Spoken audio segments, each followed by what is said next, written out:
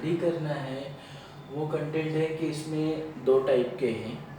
एक जो है तुम्हारा वो डायरेक्टली स्टैंडर्ड फार्मूले हैं, वो स्टैंडर्ड फार्मूले को आप बाय हार्ट कर लो और वो स्टैंडर्ड फार्मूले को बाय हार्ट करने के बाद इमीडिएट आपको उसमें हो जाएगा आपका, मतलब कि डायरेक्टली क्या रहेगा, वैल्यूज़ उसमें से फाइंड आउट करना है। वैल्यूज़ जो भी गिवन रहेगा, समझो एक प्रॉब्लम दिया है, वो प्रॉब्लम में वैल्यूज़ दिया रहेगा, ई का वैल्यू दिया रहेगा, आई का वैल्यू दिया रहेगा, और जो भी फॉर्मूले में टर्म्स है उस फॉर्मूले के टर्म्स के अकॉर्डिंगली उसमें तुम्हें गिवन होगा कि जो जो डेटा, वो डेटा वहाँ पे लिखो और फिर कंडीशन देखो कि कौन सा कंडीशन है, वो कंडीशन के हिसाब से आप फार्मूलाज सर्च याद रहेगा ही आपको, वो फार्मूला लिखो और उसमें वैल्यू सब्स्टिट्यूट करो एंड आंसर ले लो। तो स्लोप एंड डिफ्लेक्शन का एक ये पार्ट हो गया। और दूसरा है मैक्यूलिस मेथड। तो मैक्यूलिस मेथड एक मेथड है कि जिसमें कैसे आपको पूरा फार्मूला पहले बनाना होगा स्लोप का और डिफ्लेक्शन का, फिर जिस पॉइंट पे आपको पूछा है कि कौन से पॉइंट पे आपको स्लोप एंड डिफ्लेक्शन लेना होगा, तो ओरिजिन से लेके वो पॉइंट तक का डिस्टेंस आपको जो भी गिवन होगा वो गिवन आप ले लीजिए और उसके अकॉर्डिंगली फिर आप वो प्रॉब्लम सॉल्व कर सकते हैं। मतलब ये कैसा है कि बहुत इजी है, लेकिन इसमें दो ही डिफ़िकल्टी आती है। पहले डिफ़िकल्टी जो स्टैंडर्ड वाले हैं उसके 11 फार्मूले हैं, और 11 फार्मूले की वजह से होता क्या है कि वो फार्मूले आपको याद नहीं रहते हैं। तो वो सारे फार्मूले आपको याद करना होगा। याद करने के बाद फिर आप उसे इजीली शॉर्ट आउट कर सकते हैं। अभी सेकेंड पार्ट उसमें आ जाता है कि जो मैक्यूलिस मेथड, तो मैक्यूलिस मेथड बहुत इजी है, लेकिन वो कैसा है कि वो लेबरियस है, मतलब कि बहुत ज़्यादा उसको टाइम कंज्यूम कराएगा, लेकिन प्रोसीजर बहुत इजी है। अगर एक बार आपको प्रोसीजर समझ गई तो फिर मुझे नहीं लगता कि आपको उसमें ज़्यादा कुछ डिफ़िकल्टी आएगी, क्योंकि प्रोसीजर है। प्रॉब्लम दिया होगा, आपको डायग्राम बनाना होगा, डायग्राम बनाने के बाद ओरिजिन सेलेक्ट करना होगा, ओरिजिन सेलेक्ट करने के बाद उस ओरिजिन के अकॉर्डिंगली आपको स्पैन देख के उसके हिसाब से इक्वेशन लिखना होगा, मैक्यूलिस इक्वेशन। उसके बाद फिर जो वैल्यूज़ है वो वैल्यूज़ को वन बाय आप खाली इंटीग्रेट करते जाइए। दो इंटीग्रेशन होगा, बाउंड्री कंडीशन होगा, बाउंड्री कंडीशन के हिसाब से आप कंडीशन यूज़ करके एक फाइनली स्लोप एंड डिफ्लेक्शन का इक्वेशन मिलेगा। फिर स्लोप एंड डिफ्लेक्शन का जो इक्वेशन आपको मिलेगा उसमें जिस पॉइंट पे पूछा है वो पॉइंट की वैल्यू ओरिजिन से लेके वो पॉइंट तक का वैल्यू आप फाइंड आउट करो, वो भी आपको डायरेक्टली डायग्राम से मिल जाएगा। तो वैल्यू सब्स्टिट्यूट करो, आंसर निकाल दो। ये इतना प्रोसीजर है।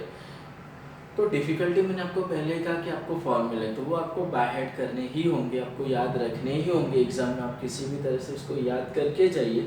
अगर आपको फार्मूला याद है तो ये चैप्टर के 12 मार्क्स आपके कहीं नहीं गए हैं, लेकिन इसके फार्मूले आपको याद रखने होंगे। तो स्लोप एंड डिफ्लेक्शन में पहले तो हम लोग ये देख लेते हैं कि स्लोप और डिफ्लेक्शन होता क्या है।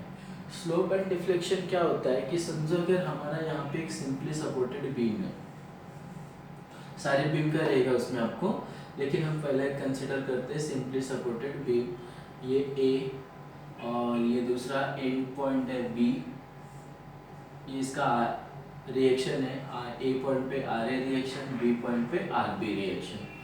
अगर समझो किसी वजह से यहाँ पे सेंट्रल लोड अप्लाई करते हैं, मतलब डब्ल्यू, तो जब हम सेंट्रल लोड डब्ल्यू अप्लाई करेंगे तो ये क्या होता है कि ये बीम कर्व हो जाता है, तो एक सर्टेन पॉइंट पे वो डिफ्लेक्ट होता है। तो ये जो डिफ्लेक्शन होता है और जो मैक्सिमम बेंडिंग आता है उसको हम लोग मैक्सिमम डिफ्लेक्शन बोलते हैं, और इसको हम लोग वाई मैक्स से लिखते हैं। और यहाँ पे अगर हम लोग टेंजेंट ड्रॉ करते हैं तो यहाँ पे हम लोगों को एक ये मिल जाएगा थीटा ए और दूसरा मिल जाएगा थीटा बी। तो ये हमारा जो वाई मैक्स है ये डिफ्लेक्शन है, और ये जो थीटा ए और थीटा बी है वो स्लोप है।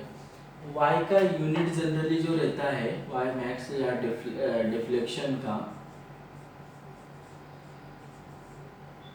वो जो यूनिट होता है उसको जनरली हम लोग मीटर और mm या सेंटीमीटर, इन तीनों में से कोई जो भी प्रॉब्लम के अकॉर्डिंगली कंडीशन होगा उसके हिसाब से। और थीटा का जो यूनिट होता है इसका फिक्स यूनिट है रेडियन। ये क्या होता है कि रेडियन में इसको एक्सप्रेस करते हैं। एग्जाम में आपको कैसा होगा कि सिंपली सपोर्टेड बीम आएगा तो इसका 3 केस आएगा। पहला केस आएगा कि एक सिंपली सपोर्टेड बीम है, सेंट्रल पॉइंट लोड है। दूसरा कंडीशन आएगा कि एक्सेंट्रिक लोड है, मतलब सेंटर से अवे। तीसरा थ्रू आउट यूडीएल आएगा। इसके बाद आता है कैंटिलीवर। तो कैंटिलीवर में भी कैसे केसेस आने वाले हैं, एक और कैंटिलीवर में एक ही साइड होता है क्योंकि एक ही साइड से ये डिफ्लेक्ट होता है। एक केस आएगा तुम्हारा एंड पॉइंट लोड, फिर दूसरा केस आएगा कि पॉइंट, ये जो पॉइंट लोड है यहाँ पे होगा। तीसरा केस आएगा जिसे कि इसमें ये कंसिडर, तो यूडीएल एक बार इधर से दे सकता है या फिर यूडीएल तुम्हारा यहाँ से दे सकता है। तो ऐसे सारे केसेस है। तो नेक्स्ट लेक्चर में मैं आपको पहले ये केसेस बताने वाला हूँ, लेकिन उसके पहले हम लोग स्लोप और डिफ्लेक्शन के बारे में देख लेते हैं कि स्लोप और डिफ्लेक्शन क्या होता है। स्लोप और डिफ्लेक्शन हमने देख लिया। ये जो बाकी कंडीशन है जो पूरी, उसका मैं आपको नेक्स्ट लेक्चर में पहले फॉर्मूले देता हूँ और फॉर्मूले देने के बाद फिर वो कंडीशंस को मैं 1 बाय 1 एक्सप्लेन करूँगा। तो आज हम लोग पहले देख लेते हैं कि मैक्यूलिस मेथड क्या है और मैक्यूलिस मेथड के हिसाब से हम लोग कैसे सॉल्व कर सकते हैं।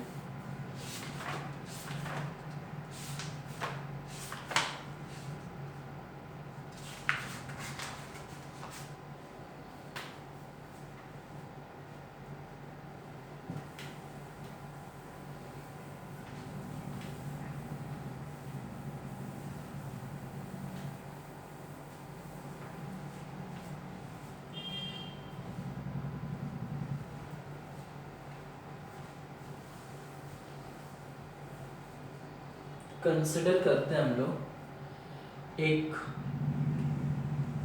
बीम, सिंपली सपोर्टेड बीम ए और ये बी है। इसका एंड रिएक्शन है आर ए,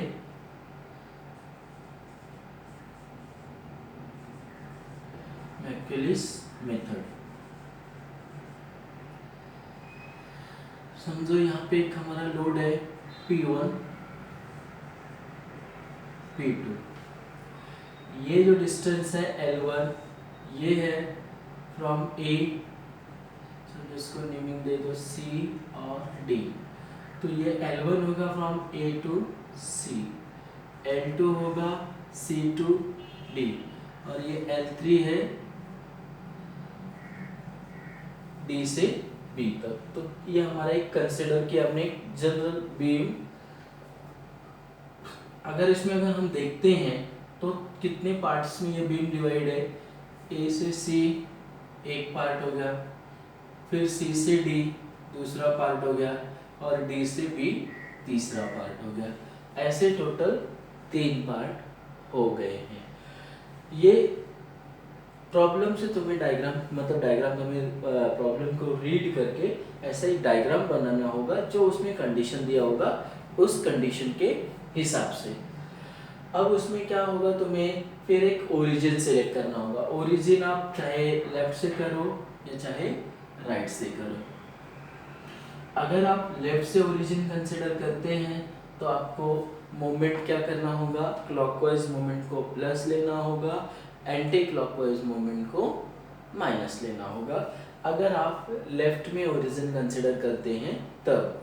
अगर आप राइट में ओरिजिन कंसिडर करते हैं तो आपको एंटी क्लॉकवाइज मोमेंट को प्लस लेना होगा और क्लॉकवाइज मोमेंट को नेगेटिव लेना होगा। इसको मैं यहाँ पे लिख देता हूँ ताकि आपको हमेशा याद रहे कि अगर आप लेफ्ट में ओरिजिन लेते हैं तो आपको clockwise plus anti clockwise minus, लेकिन अगर राइट में ओरिजिन लेते हैं, राइट साइड में ओरिजिन लेते हैं तो आपको क्लॉकवाइज माइनस और एंटी क्लॉकवाइज प्लस।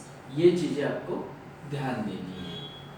अब हम लोग यहाँ पे देख लेते हैं कि हमने यहाँ पे ओरिजिन कंसिडर करते हैं राइट साइड को। राइट साइड को ओरिजिन कंसिडर कर लिया। राइट साइड जब ओरिजिन कंसिडर कर लिया तो हमारा साइन कन्वेंशन हो जाएगा क्लॉकवाइज प्लस और एंटी क्लॉकवाइज नेगेटिव। तो अभी यहाँ से आपको क्या करना होगा कि यहाँ कहीं पे भी ये एस पहला स्पैन कंसिडर करते हैं, या पहले हम लोग लिख देते हैं Macaulay's, according to Macaulay's equation, according to Macaulay's method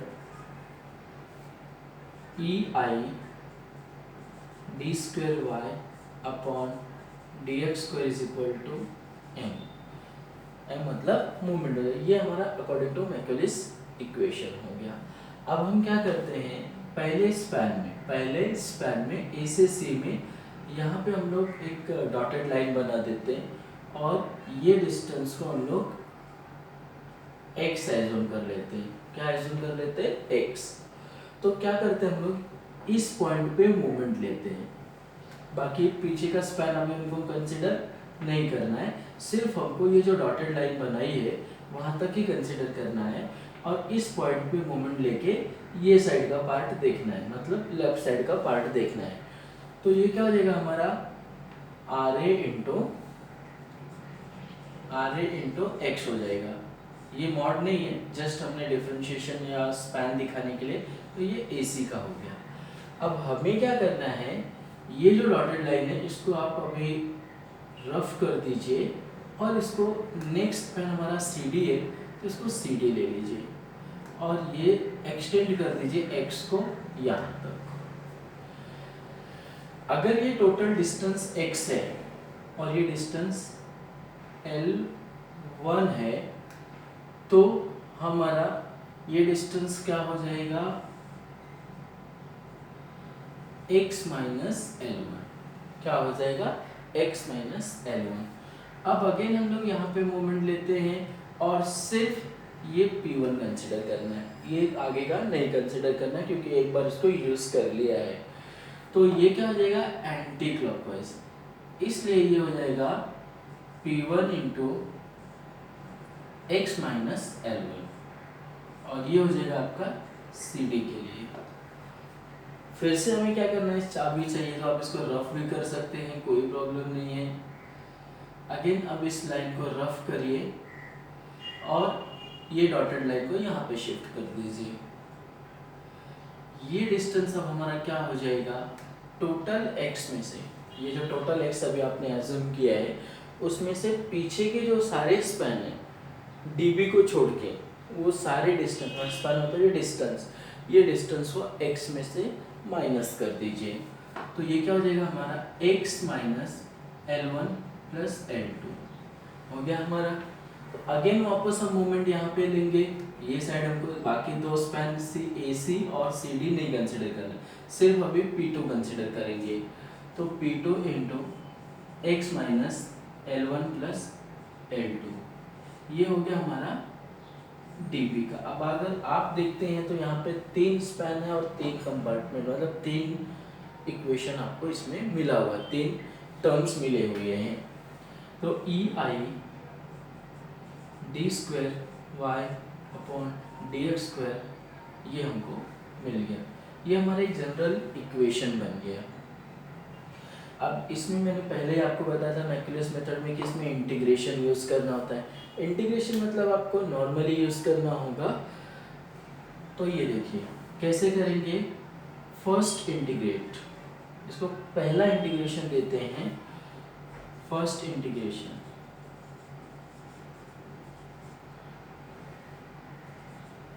तो क्या हो जाएगा आपको, इसको जब इंटीग्रेट करेंगे तो ये ई आई जो है ये कैसा कांस्टेंट टर्म है, तो इसको हटा देते हैं और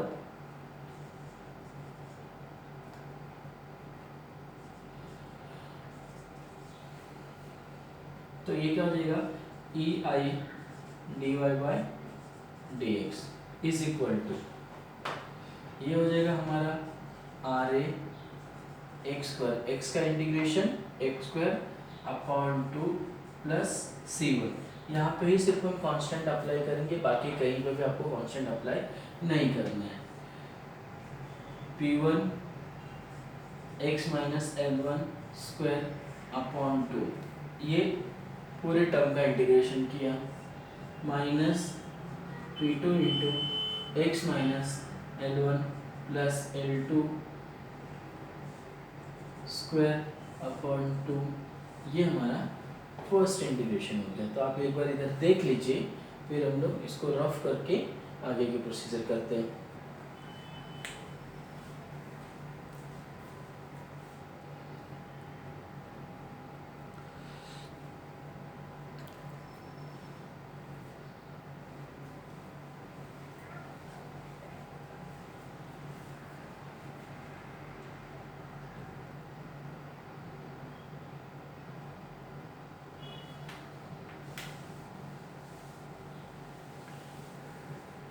फर्स्ट इंटीग्रेशन से हमको ये मिला था, अब इसको ही ये इक्वेशन वन देते हैं नाम इसको, इक्वेशन वन, इसको सेकेंड इंटीग्रेट करते हैं विथ रिस्पेक्ट टू एक्स, ठीक है, विथ रिस्पेक्ट टू एक्स हो जाएगा। तो इसका इंटीग्रेशन क्या आ जाएगा, ई आई और डी वाई का बन जाएगा वाई। उसके बाद फिर इधर हो जाएगा R A into X cube upon two into three. इसमें कैसा हुआ, प्लस वन किया और ये टू साइड में आके जो इधर क्यूब है वही नीचे आएगा, क्योंकि इंटीग्रेशन का रूल है वो। प्लस सी वन के साथ एक्स आ जाएगा और नया इंटीग्रेशन आएगा, ये इंटीग्रेट करते हैं कि आपने सेकेंड टाइम इंटीग्रेट किए। फिर माइनस जो ऑलरेडी है वो P one X minus L one cube upon two पहले का और थ्री अभी आया, minus P two X minus L one plus L two cube upon two into three, ये वाला थ्री। तो इसको हम लोग कैसे लिख सकते हैं, E I Y is equal to, simplify कर रहे हैं अभी, तो ये हो जाएगा R A X cube upon six plus C one X plus C two minus P X minus L one cube upon six minus P two X minus L one plus L two cube upon six, ये equation two हो गया। ये जो हमारा आया है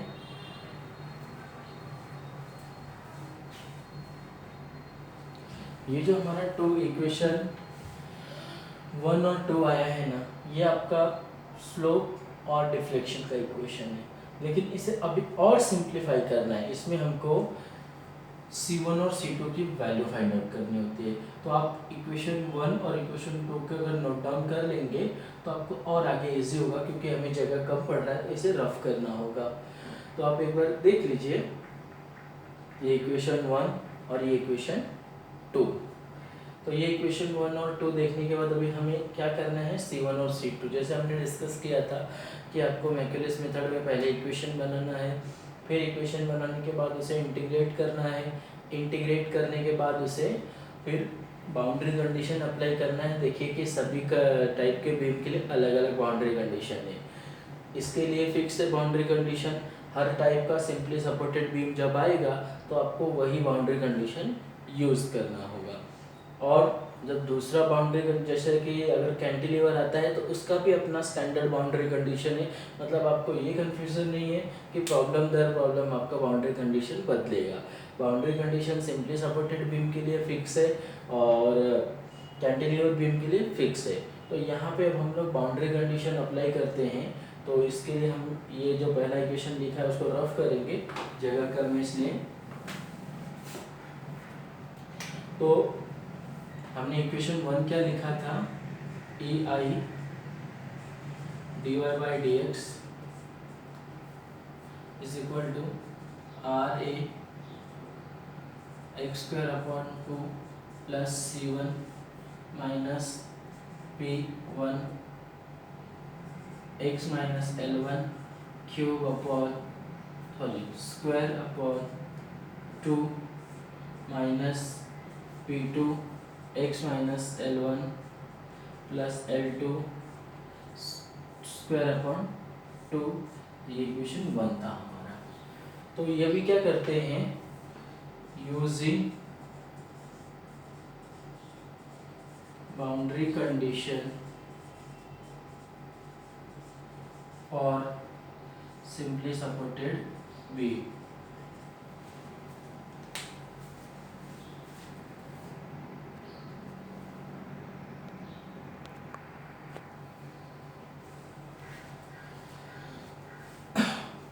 तो first इसमें दो बाउंड्री कंडीशन होता है।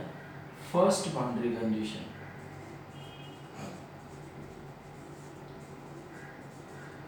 फर्स्ट बाउंड्री कंडीशन है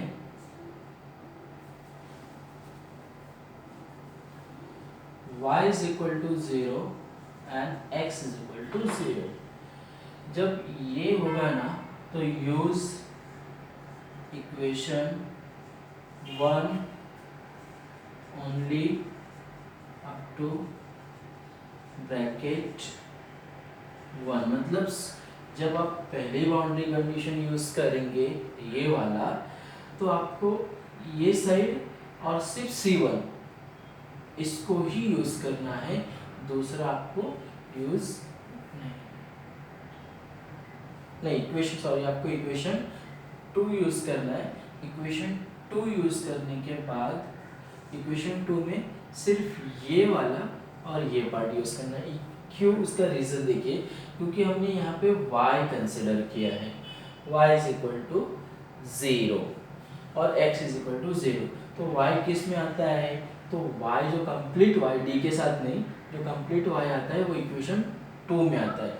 इसलिए हम लोग इसको ऐसा लिखेंगे, e i y equal to R A into X cube upon 6 plus C1 into X plus C2। तो अभी हम क्या करते हैं, जो वैल्यू हमारे पास दिया हुआ है, जो कंडीशन हमने लिया है वो सब्स्टिट्यूट कर देते हैं। सो क्या होगा, E I into 0 R A into 0 cube upon 6 plus C1 into 0 plus C2। ये सॉल्व करने के बाद हमको C2 इक्वल टू 0 मिलेगा।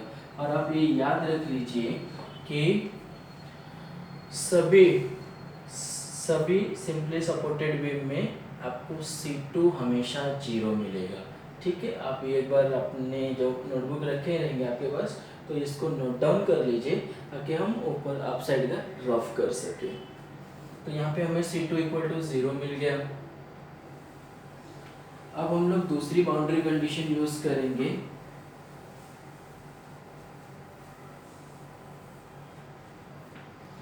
दूसरी boundary condition, second boundary condition, ये है तुम्हारा y इक्वल टू 0 और x is equal to l। ये कंडीशन में याद रखिए, देखिए अभी कैसा है कि y is equal to again y is equal to 0, मतलब हमें कौन सा इक्वेशन यूज करना है, इक्वेशन 2, क्योंकि उसी में y आता है। अब पहले कंडीशन में हमने सिर्फ पहला ब्रैकेट यूज किया था, और अब हम दूसरी कंडीशन में पूरा ब्रैकेट यूज करेंगे। पूरा ब्रैकेट यूज करने की वजह से क्या होगा कि हमारा जो रिक्वायरमेंट है वो कंडीशन से C1 की वैल्यू मिल जाएगी। हम ये सेकेंड बाउंड्री कंडीशन यूज कर रहे हैं, उससे हमको C1 की वैल्यू मिलेगी। तो हमारा इक्वेशन क्या है एक्चुअल में, E I Y is equal to R A into X cube upon 6 plus C1 into X plus C2 minus P1 x minus L1 cube upon 6 minus P2 x minus L1 plus L2 cube upon 6। ये condition. तो आपको क्या करना होगा, इसमें जो condition है सब जगह y की जगह 0 पुट करना है, x की जगह L पुट करना है। C2 की वैल्यू हमें 0 मिल चुकी है। तो ये वैल्यू सब्स्टिट्यूट करने के बाद आपको बाय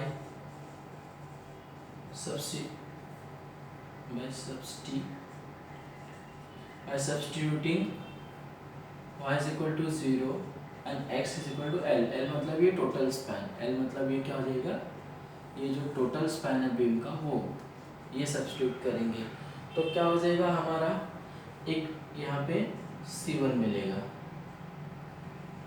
विल गेट C1 और ये C1 की वैल्यू फाइंड आउट करने के बाद हम लोगों को फाइनल स्लोप एंड डिफ्लेक्शन का इक्वेशन मिलेगा। वो फाइनली स्लोप एंड डिफ्लेक्शन का इक्वेशन हम लोगों को यही चाहिए, यहाँ तक चाहिए। फिर जिस पॉइंट पे हम लोगों को वो दिया हुआ है वो हम लोग सब्स्टिट्यूट करके फिर जिस पॉइंट पे फाइंड आउट करना है वो कर देंगे।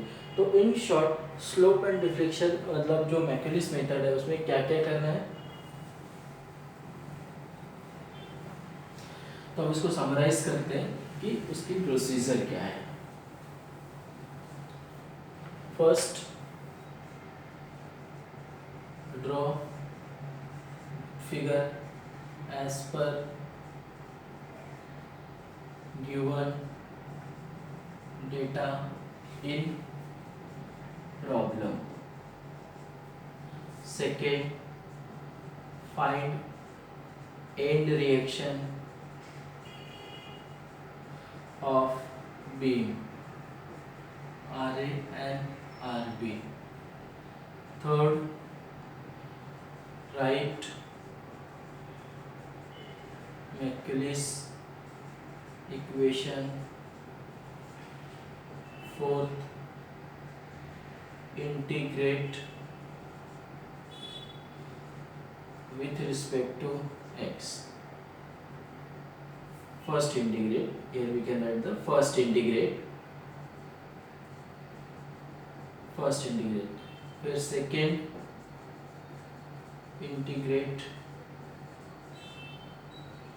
with respect to x.